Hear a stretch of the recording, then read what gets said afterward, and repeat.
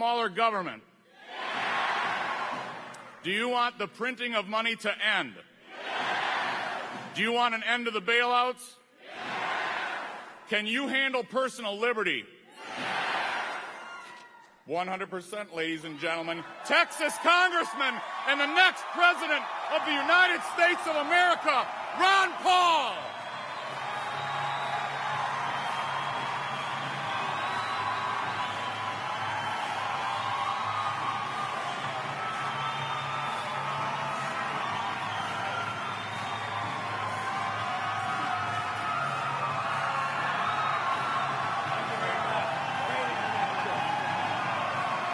Thank you. Thank you very much.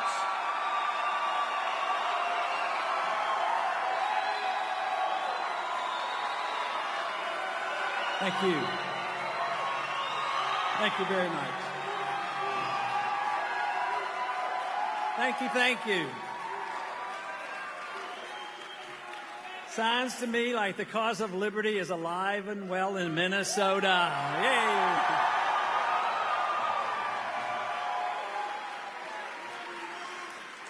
You know, they have a lot of bright lights here. I can't see you real well, but I do hear you. That's great. And somewhere down front, one side or the other, my wife Carol is with me, a wife of 55 years, right here. And we have one of our 18 grandchildren with us. Linda is with us tonight. But I want to thank especially everybody that participated in the introductions, the three state reps, Kurt and Jim and Brandon. Thank you very much for those support. And also, Mary Ann certainly deserves our applause for all her hard work.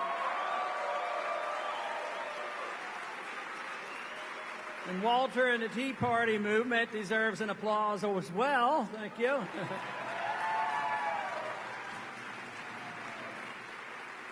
But most of all, you all deserve the applause because you're very interested in doing something very important. And that is change this country, go back to our roots, decide that we want to live in a free country and not in a country rapidly drifting toward totalitarianism. We need to reverse the course.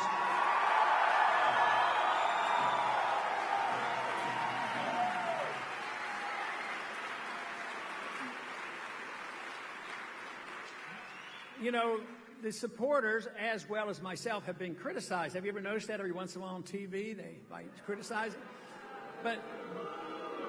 But the one that I get the biggest chuckle out is they call us dangerous. Of course we're dangerous. We're dangerous to the status quo, and the people have been ripping us off and living off everybody else.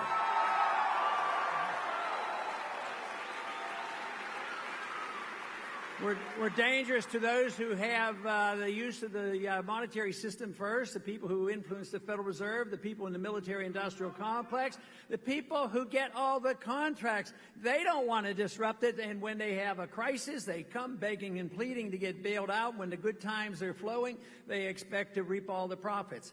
That is going to change. You can't consist.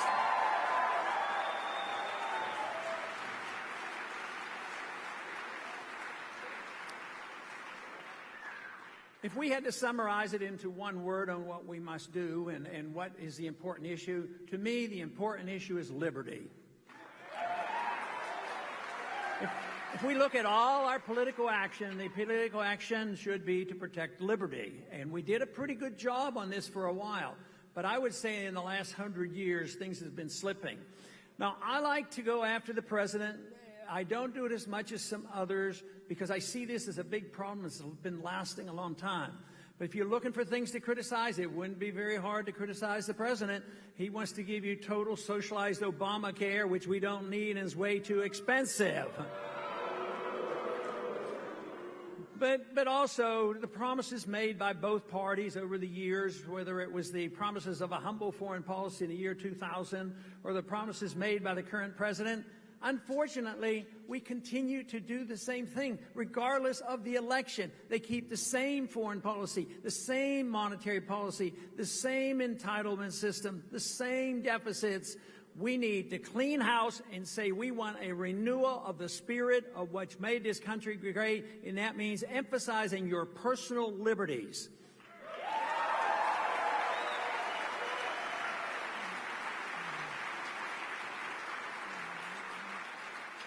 To defend liberty, we have to know where liberty comes from. The liberty doesn't come from our government. Sometimes they think they're passing it out, and sometimes they are always restricting as if it's their liberty rather than our liberty.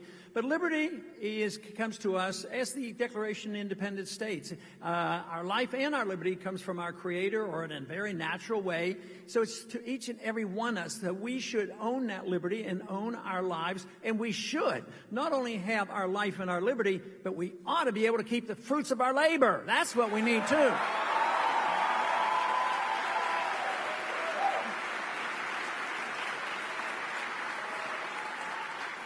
Now, one reason why the income tax is so detrimental, it's based on the assumption that the government owns everything, and they allow us to keep a certain percentage under their conditions. So it's a sellout in the sense of liberty. So that's been around, of course, officially since 1913.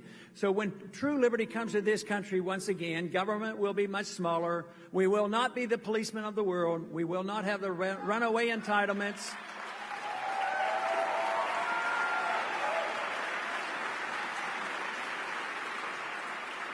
And not only won't we have an income tax, we won't have a Federal Reserve system either.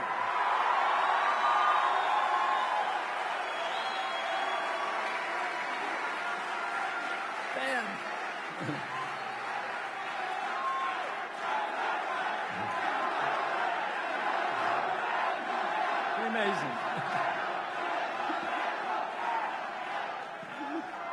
Who would have ever dreamed 10 years ago that we would have the attention of the Federal Reserve like we have today?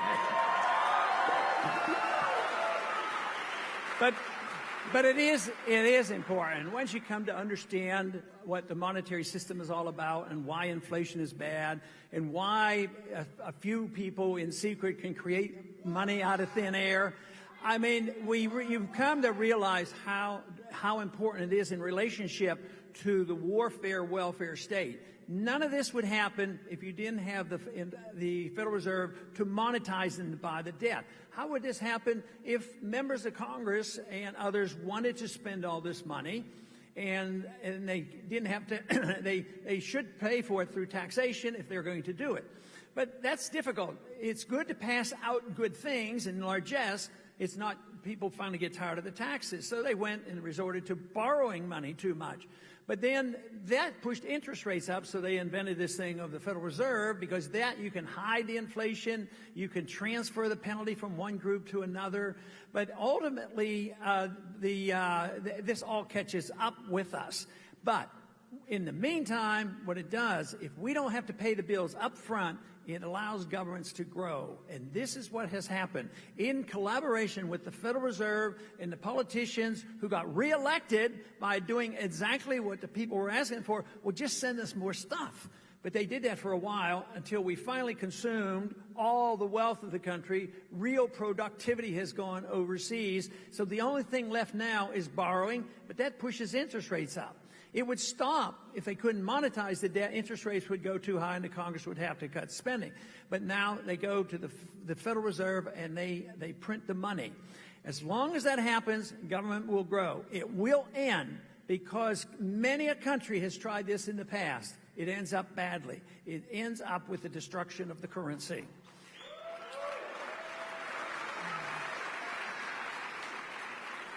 The one characteristic of the destruction of currency, depreciation of currency, is that the middle class shrinks and the wealthy class gets wealthier. And just look at it, not just in the last few years, but over the decades. That's generally has been the case. A lot of wealth has left the middle class. When we had a freer market and sounder money and limited government, the middle class in this country was the largest middle class in the history of the world, and it was the wealthiest middle class in the world.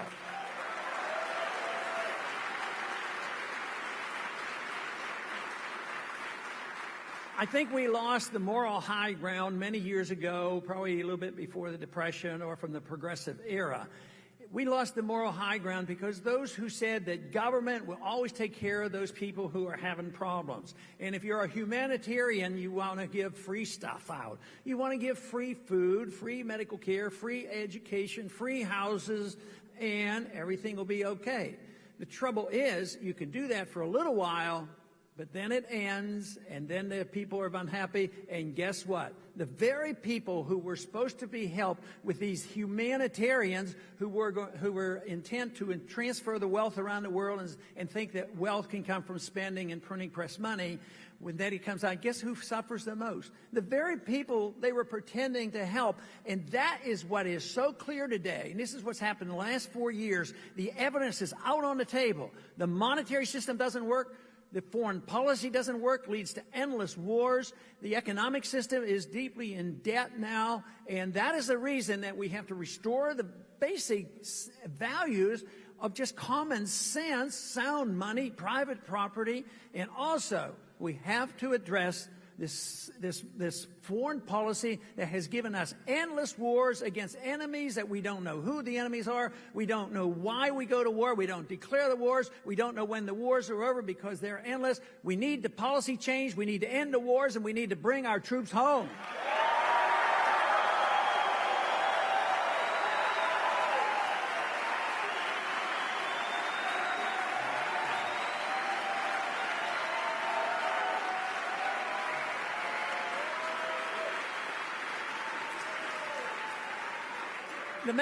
The message of liberty has been around a long time. We talked a little bit about it 4 years ago, and a lot of people joined the effort in the last 4 years, a lot more. But even today, this message of liberty is spreading. We get criticized also for the foreign policy of minding our own business and providing for a stronger national defense because they don't understand. But guess who should understand the most? Those who are serving and who have served in the military, and guess who they support for the presidency of the United States.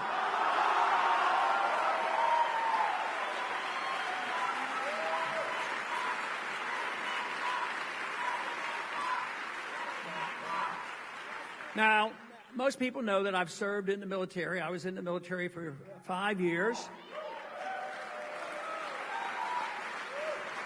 There's no other candidate that has been in the military. Some people say, oh, they just support you because you're in the military.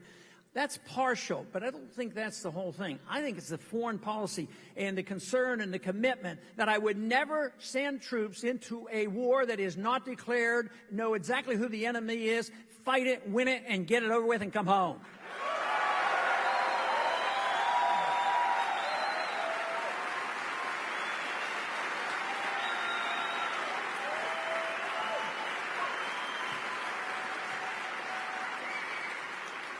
In office, and as well as going in the military, we take an oath of office to defend against all enemies, foreign and domestic.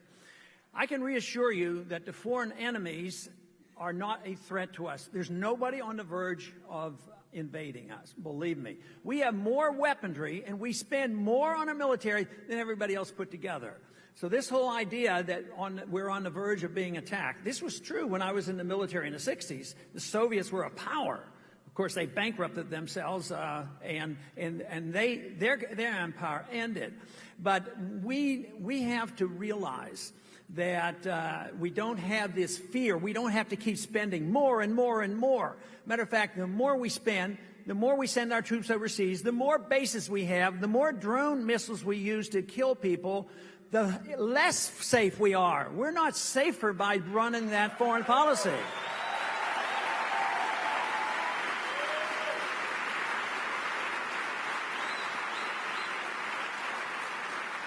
Not only do I believe it's a detriment to our national security, I believe it is a major part of the devastating budget deficit we have. We've spent $4 trillion that was put into our debt in the last 10 years with our overseas commitment. So this bringing troops home, you don't have to put them out of the military immediately. The immediate effect of bringing troops home rapidly would be that all of a sudden, all those military personnel would be spending their money in this country, not in Germany and Japan and South Korea.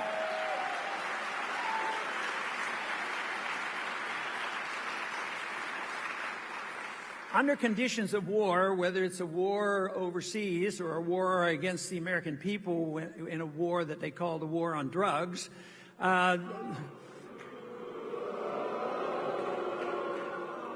think we should stop all those wars.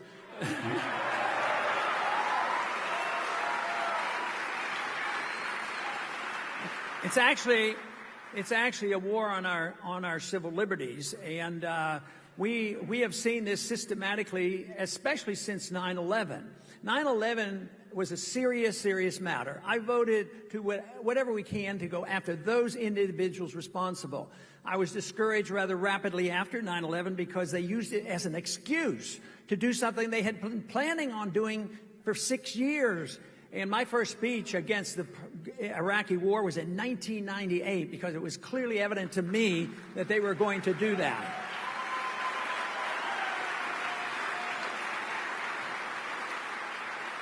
But after 9/11 occurred, it seemed like it took about 10 years to get one guy with all the weapons and all the technology we have. It takes 10 years to find him. But what did we do? We went into Iraq. We went into nation building and invaded these various countries. You know, if you add up the contractors, we've lost close to 9,000 Americans in this period of time, 44,000 severe injuries. We have hundreds of thousands of veterans today begging and pleading for help. We have an epidemic of suicide of people who have come home from Iraq and Iran.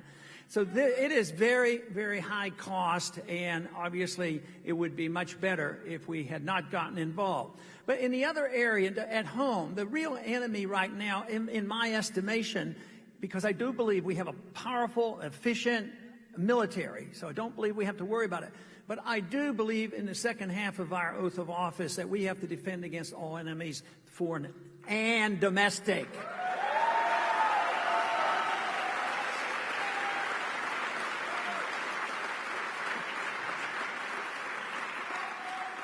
So once again, shortly after 9/11, within a week or two, there was a bill brought to the floor that had been floating around the Congress for several years, but it never had enough support and they couldn't get it passed. But after 9/11, they said, now is the time that we'll pass this wonderful bill that's going to protect the people, the Patriot Act. The Patriot Act is very, very unpatriotic, if you want to know.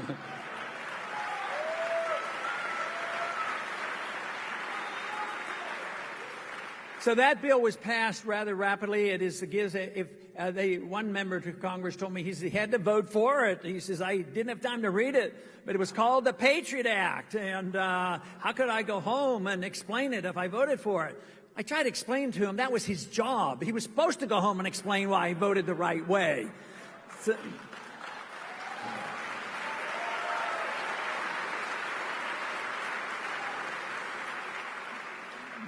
but in the bills, you may have noticed this already, but in Washington, they name a bill, and the name always sounds pretty good. It's just assume, maybe not 100%, but just assume that the name of the bill will be opposite of what they're trying to do.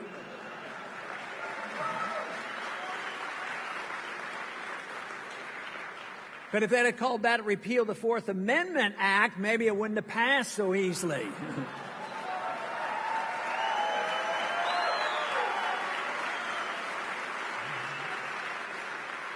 But the undermining of our Fourth Amendment rights, especially at airports, all is a consequence of the Patriot Act.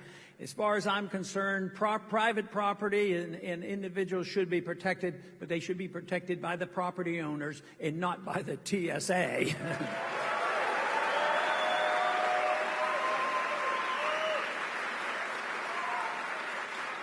But I think if we allow it to stand and look at the pictures we've seen on televisions and newspaper of the poking and the prodding of little children to elderly women in wheelchairs and making us think that we're safer because of this, it is impossible. I think it's there to intimidate us and make us compliant and listen to the government. This is what happens when you move from freedom to a tyrannical state. They want you to obey the government instead of obeying your own hearts and your own mind, your own property.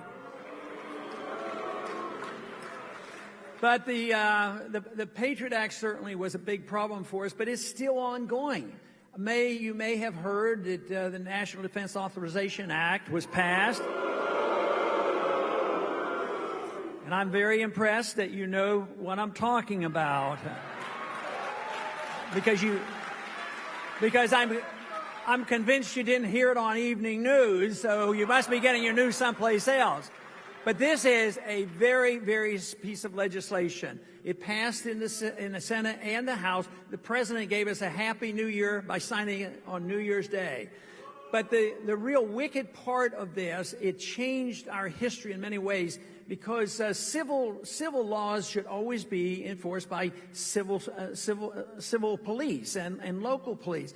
But now it is institutionalized, it is codified. It says the military now can arrest any American citizen, put under arrest, no lawyer, no charges, no trial, can be put in prison indefinitely. Now this needs to be changed. We will not be living in a free society in a republic because it will be used. They don't write these laws not to use them. 1 year ago, the president announced, he had somebody come to the Senate, and he came and announced, he says, well, it is now the policy of the United States that we can assassinate American citizens. I mean, where does he get this power? Where does he get this power? Where does he think he gets the power? But we cannot let this stand. But to prove his point from his side, he's already used it. He's used it 3 times. He picked a guy that he decided was a bad guy. He may well have been a bad guy. His name is al-Awlaki. He doesn't live here. He's an American citizen. He was in Yemen. But he wasn't charged. He wasn't tried. He wasn't arrested. But he was assassinated because he was associating with bad people. But he was never convicted or even accused of a crime. So they get him. They kill him, and nobody's going to worry too much. But the next week, they decided that he had a relative that was an ally of his, so they said, we need to kill him too. So they went over and they dropped another drone missile on him, and they killed his son. It turns out, though, his son was 16. He was barbecuing out in the backyard. This is not what America is supposed to be about. It's supposed to be about the rule of law, and we all are supposed to be protected.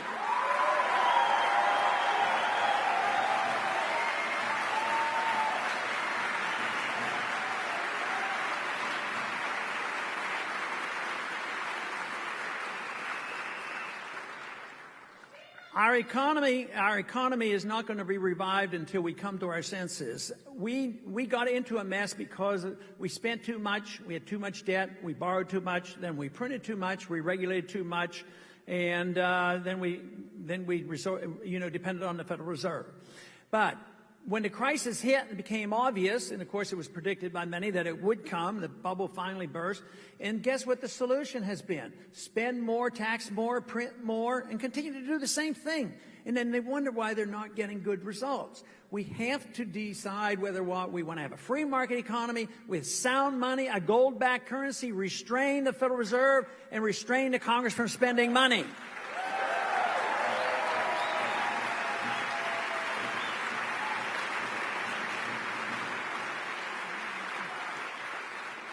Now, I want to, cut the budget by $1 trillion, and first year.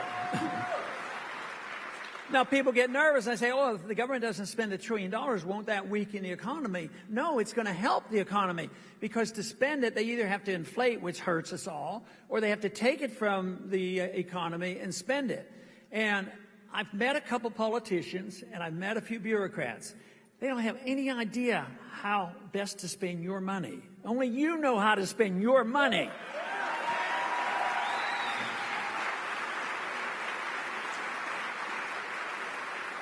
But we have to ask a couple of basic questions. The first basic question is, what should the role of government be? Should the role of government be there to run the entitlement system? Should we believe this story that entitlements are rights? People now like to have the shock effect because they know what my answer is going to be. Do people have a right to medical care? Do they have a right to a food, a right to a house? And I say, no, they don't. They have a right to their life. They have a right to their liberty. If they had a right to keep their property, then they would be able to afford it. When government does it, they end up not getting anything.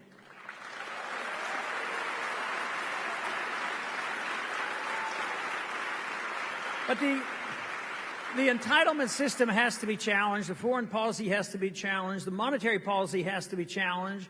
And quite frankly, the others aren't doing that. It's all the status quo. Whether both parties, yes, they sound different, but the goal of most people that I've ever met has been more power. The arguments are real between conservatives and liberals and Republicans and Democrats, but it's all over power. It isn't over what kind of government we want. The founders knew this. They had a revolution and wrote a constitution, and they wanted the government to be very restrained. I believe that most of the reason why we're in this mess now has been because we have failed to follow the Constitution. And I believe we could get out of this mess if we sent only individuals to Washington that would take their oath of office seriously and obey the Constitution.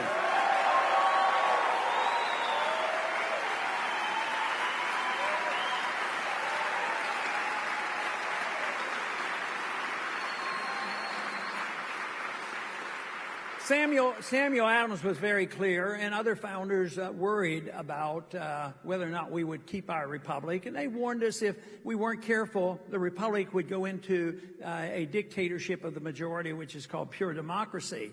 And that means that 51%, if they go along with it, they can take away the rights of the minority. And if you look at the Patriot Act and the National Defense Authorization Act, that's exactly what's happening. And if the majority endorses that, then the minority is undermined. But Samuel Adams said that when you get worried about not having enough, that today we don't have 51% of the people right now that endorse everything that we say. But the truth is, you don't have to. But you have to have leadership. You have to have people in the right places. 51% of the people of this state will not be voting tomorrow. You will be voting, and you have more clout than those who don't vote.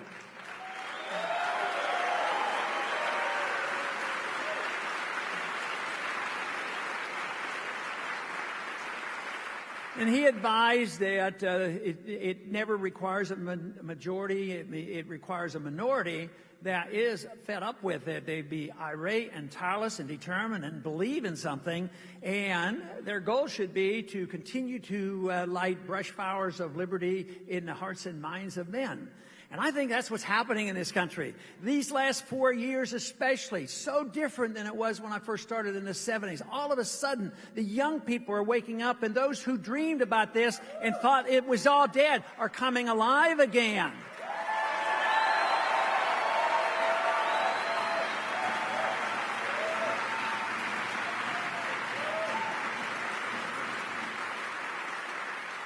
And it's been said that you should never doubt that a small group of people who have firm convictions can change the world. You never doubt it, because that's the only way it's ever happened before. Both in the negative and the positive. I'm sure when the communists took over the Soviets, they didn't have a vote, and the large majority said, oh, we all want communism. No, it's a determined group. The most important thing is that the determined minority has to have the right viewpoints. And my argument is, if you care about people, you care about yourself, you care about your family, you have to opt for liberty. Because it is liberty that offers us not only this wonderful opportunity, but also it offers us wealth. I have always been convinced that I love my freedom. And I've had that desire that I'm sure all of us have had. I love my freedom. I would be willing to give up wealth if I could have my freedom.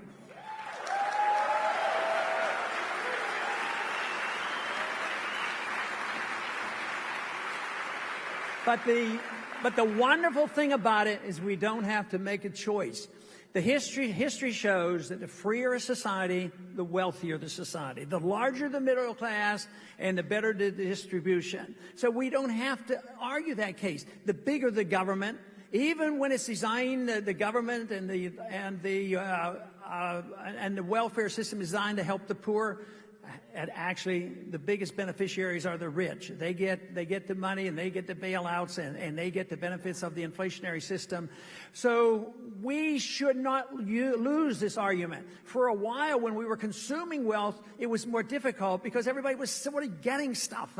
But most people now know that there's something seriously wrong with Social Security. All these programs are bankrupt, and we don't cut anything. We still think we have another war to win. Today, they're talking about what we're upset because the world hasn't joined us in going to war in Syria. And soon it'll be Iran that we have to go into war for. So, but now I think the people are realizing this isn't going to last. Even those in leadership that are saying that we have to continue this. Nobody's arguing the case. But the other thing that happens, both negative and positively, the end of stages of a currency goes down rapidly, and you can have chaos and political and economic. But in the other sense, the ballooning up and the joining of a movement sometimes moves rather rapidly. I think we're on the verge of that. I think we've already seen the opening. It isn't just a few people. It isn't just a few people in think tanks now. This is all around. It's getting into our university. It's getting into the media. And thank goodness for the internet.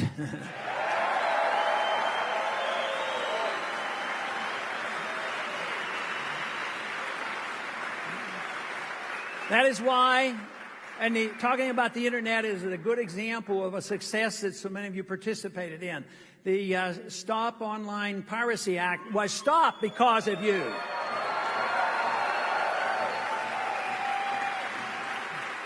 So when the people speak out, the politicians listen. They don't have much conviction. You are in charge if you speak out and get the message. And that's what this campaign is all about.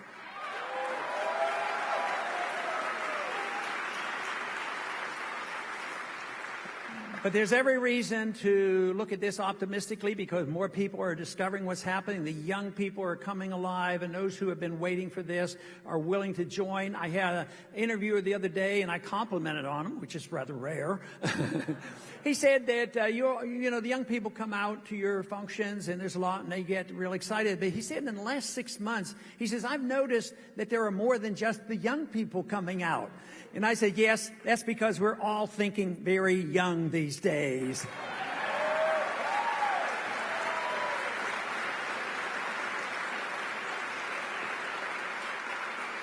And since liberty is a young idea, it was only tested for a short period of time. Tyranny is the old idea. It's over and done with. We don't need more tyranny. We need to improve upon what we know about liberty.